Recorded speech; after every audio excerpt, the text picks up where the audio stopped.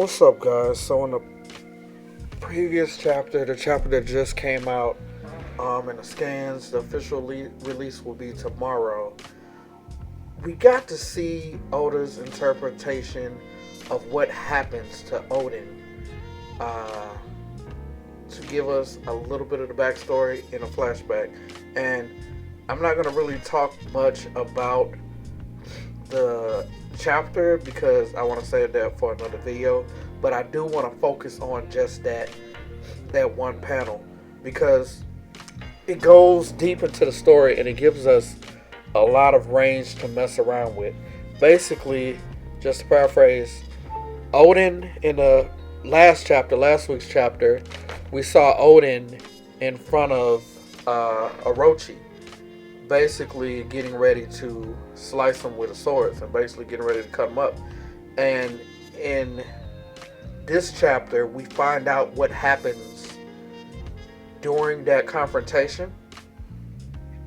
How Oda basically recycles a couple devil fruits that we have now and basically shows their previous owner.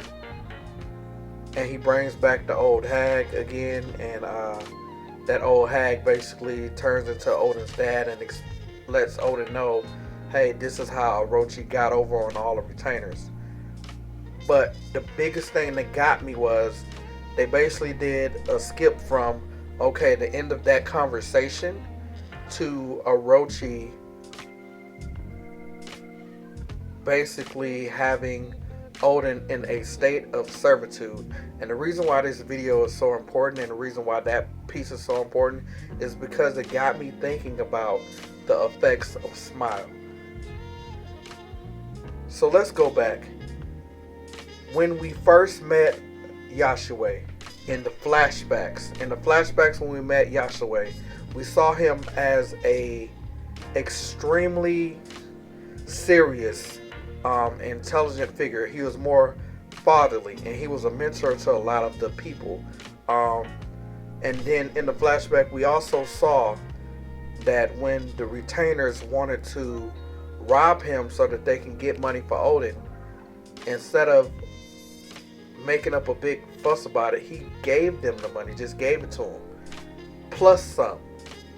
He gave them money plus interest, and he mentored them in a fatherly-like way to get them to better themselves, to become true shinobi, and to basically be better men so that they can be a better representation of Oden.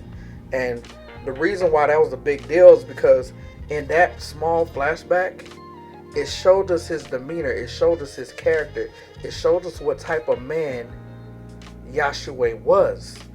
And later on, after that flashback, we jump back to the present.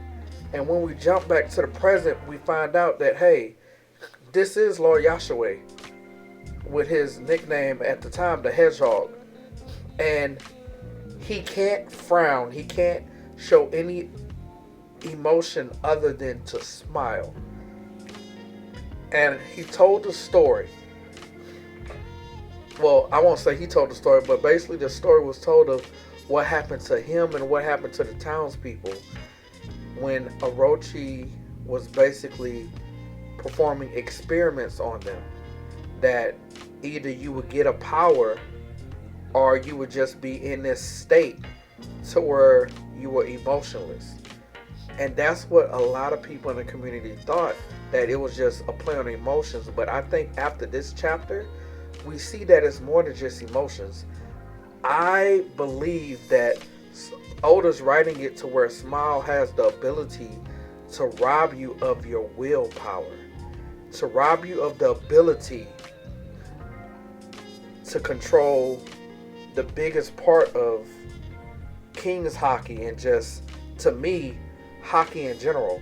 I think hockey has a lot to do with your will, and I think that's one of the effects of Smile that makes it so dangerous and so potent. Because when you saw Yasuie in the flashback and then you saw Yasuie in the present, yes, he still had his wit about him to where he could talk back and say sly things and sly remarks about Orochi.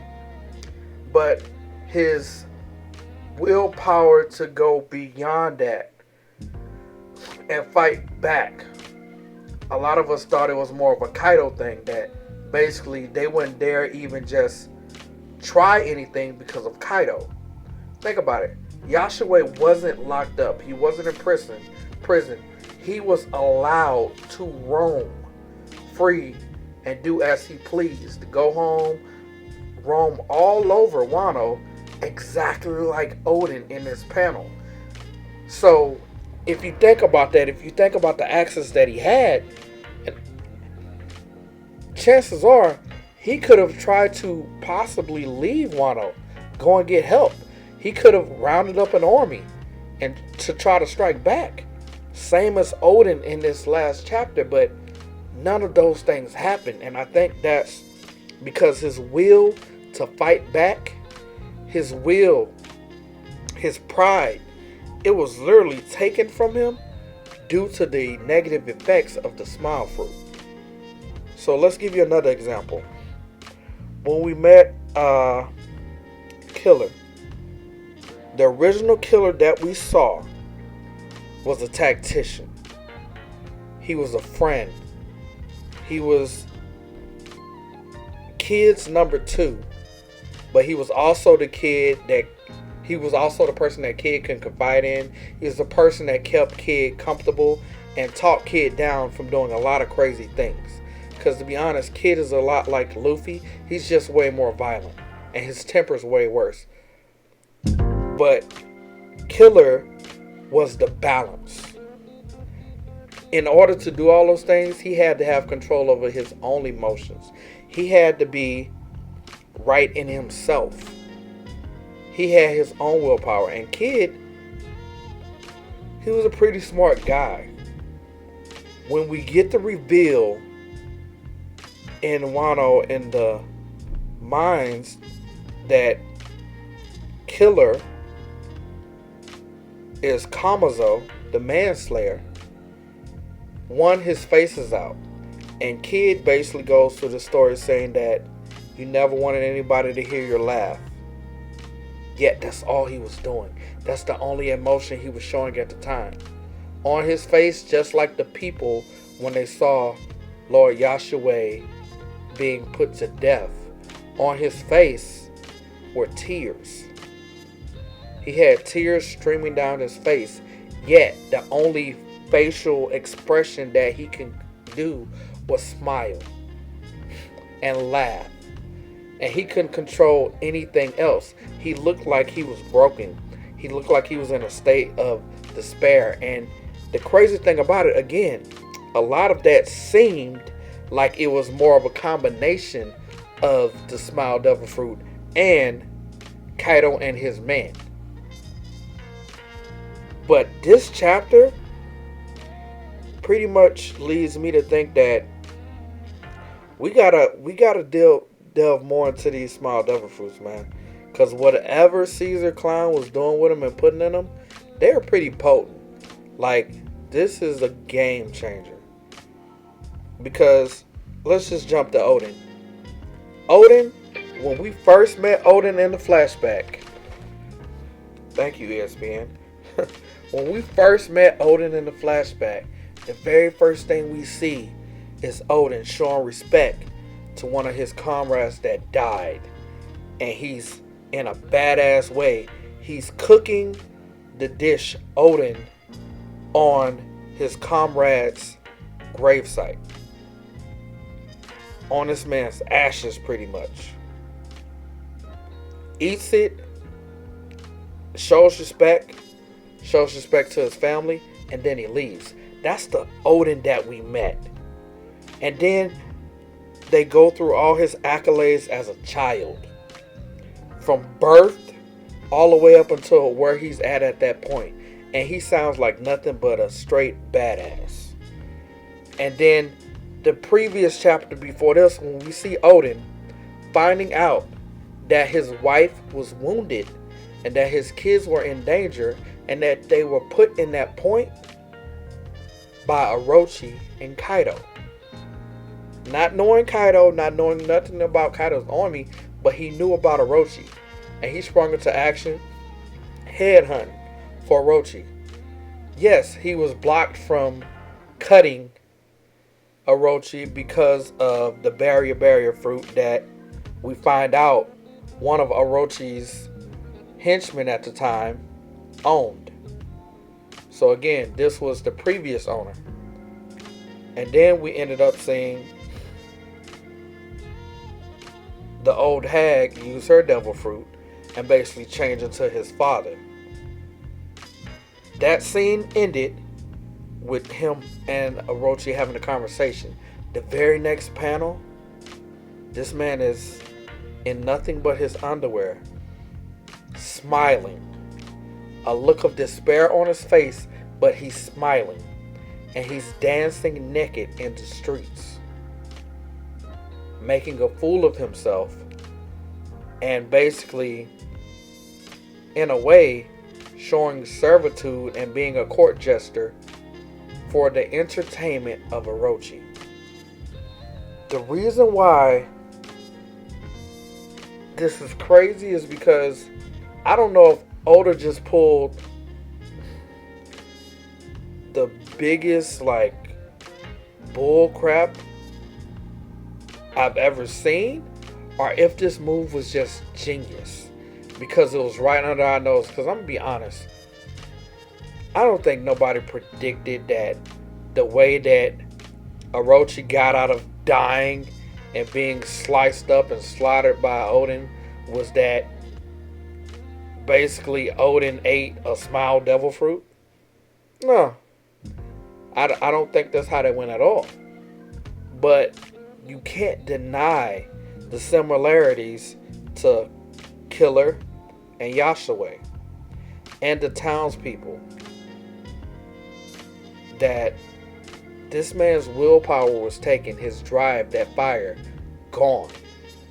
Even when he saw the picture of what happened, when he saw what Roger did, and he saw the picture of Roger's execution in the paper, he had tears.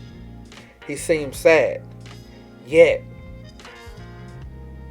he wasn't able to express his true self, his true feelings, his true emotions. It seemed like that part of him died. It was as if something in him was taken away because of the effects of the smile devil fruit. And basically, I'll just end this video with this. If this is where Oda's going with this, then my theory is he's going to flesh that out more, either during the execution, as far as what specifically happened to make Oden this way, or we're going to find out when whoever played the part in the role, like either Orochi or if it's one of Kaido's subordinates that played a part that has a devil fruit power that we don't know about, that works hand in hand with this, then we'll find out. But basically, my theory is, I still don't think that it's Smile by itself that had the ability to do this. I think it's along the lines of one of Orochi's men. So we know, let's just get into it quickly. We know Queen likes to dabble in poisons and messing with different poisons, but her stuff is more destructive. But if you go back to the conversation where we were first introduced to Queen and Killer, and they were basically both getting on Jack for his failures, when King was talking down to them, asking Queen what was taking so long, why was she taking so long, or he taking so long to break Luffy and Kid, Queen basically took a jab right back at him and said, basically, shut up, you torture-loving pervert. Torture-loving pervert.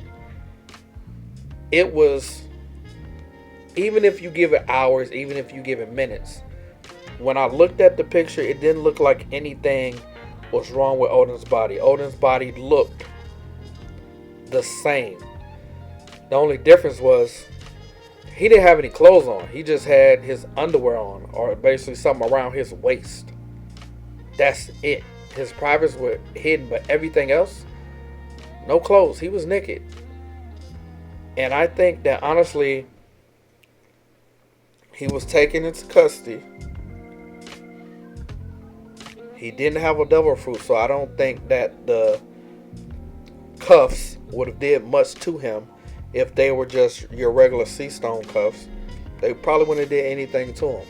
And considering that he was able to cut any and everything, I don't see the three people that were in that room at the time, the guy with the barrier fruit, Orochi, and the old hag, being able to subdue Oden. We do know Kaido was up above. We do know that Kaido has scars on his body. I'm guessing Kaido took Oden out. Either king or queen tortured this man, and in the process of them torturing him, they force-fed him the Smile Devil Fruit to make him one of Kaido's men. Because let's think about it. If he transformed, they would have easily been able to control him. And that would have been a very powerful ally of now Kaido. But it's pretty much a win-win because same as Kamaso, it wasn't the same for Yasuie, but the same as Kamaso. Basically, Oden was under the boot of Orochi. He was at Orochi's beck and call. This man, they literally showed a panel of Orochi with his foot on Oden's head. And Oden basically showing servitude and asking for favors. And this was prior to Orochi coming to build more weapons factories in Curie, the place that Oden was supposed to be protecting, him and his retainers. So either way, those I'm gonna just leave it with this. Those are the two things that I think happened, because they really didn't open it up more. They just showed Oden literally snapping your fingers. Now Oden is just out of his mind and it's not the same person. I think either it's one, the effects of just a Smile Devil Fruit by itself, or it's a combination of the Smile Devil Fruits and some form of torture, or another Devil Fruit, or one of Kaido's men having the ability to just mess with your mind and your will. Which, if that is the case, that is a broken move. That is an OP broken move. Because another thing, you can't, I truly think Oden had Conqueror's Haki. And literally, to me, it seems like Smile Devil Fruit has the ability to affect your will and therefore negate Conqueror's Haki. And if that's the case, that is one broken move, or that's one broken fruit. And just think if Kaido just starts force feeding every rookie with Conqueror's Haki that he finds or runs into. That's the easy way to break people. And that's a quick way to force strong people into submission. Here, you can use everything else except for Conqueror's Haki. Therefore, when I use mine, I can subdue you. That's crazy. But anyway, I don't want this video to be too long. Thank you guys for listening. If you have any comments, anything you want to let me know, please leave a comment at the bottom. Please like the video. Subscribe. Thank you for listening. Jace out.